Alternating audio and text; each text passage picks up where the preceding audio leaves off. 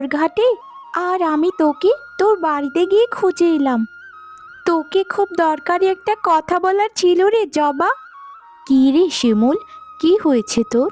তোর চোখ মুখ এরকম লাগছে কেন রে? তোর কি কোনো সমস্যা হয়েছে? হয়ে থাকলে আমায় বল। কি রে শিমুল, কথা বলছিস না কেন? বল না।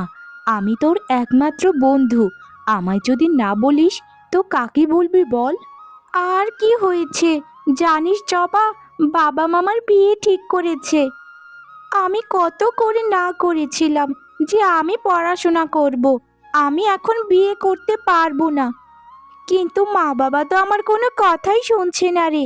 তারা বলছে তারা অনেক গরিব, তাই পড়াশোনা এগোতে পারবে না। এখন আমি কি করব জবা? তুই আমায় একটা বুদ্ধি দে। কি বলছিস রে তুই? তোর বিয়ে মানে? সবে তো আমরা অষ্টম শ্রেণীতে উঠলাম, এখনই যদি তোর বিয়ে হয়ে যায় তাহলে আমার কি হবে বল?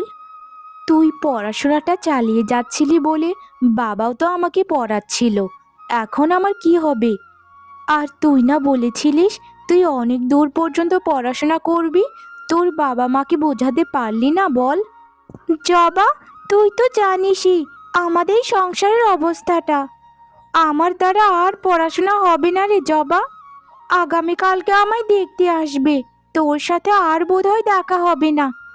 তোকে বন্ধু হিসেবে একটা কথাই বলতে পারি, তোর বাবাও যদি তোকে বিয়ে দিতে চায় তাহলে তুইও বিয়ে করে নিস। এটাই ভালো হবে। আমার তো বাবা মা দুজনেই আছে, কিন্তু তাও তো তোর নেই, শুধু তোর বাবা আছে, মা নেই।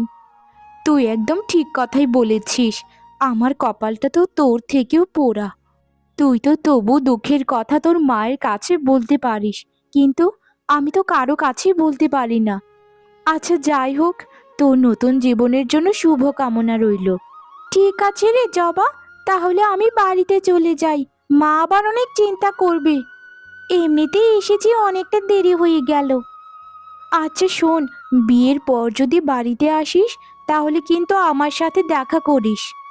তুই আমার সেই ছোটকালের বন্ধু, তোকে কোনো দিন ভুলতে পারবো না। চলে যা তুই, আমি এখনই চলে যাব, থালা বাসনগুলো মেজেই। আচ্ছা ঠিক আছে জবা, তাহলে আমি যাই। আর শোন, তোকে একটা কথা বলি, তোর বাবা যা বলে তুই তাই কিন্তু শুনিস। এতেই তোর ভালো হবে। গুরুজনদের কথা সবসময় মান্য করতে হয়।